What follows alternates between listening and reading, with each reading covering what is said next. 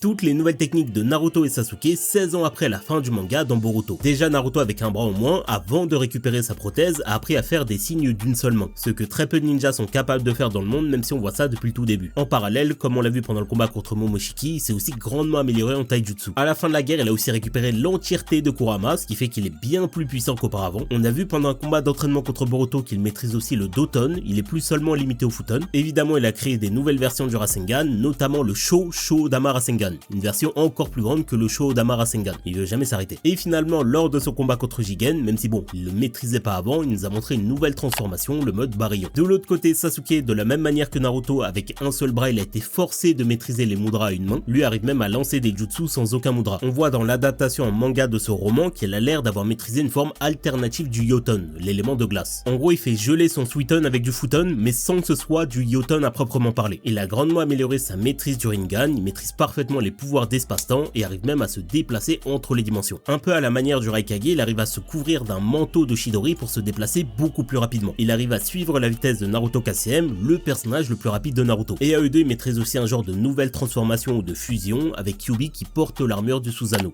Un peu ce que faisait Madara à l'ancienne.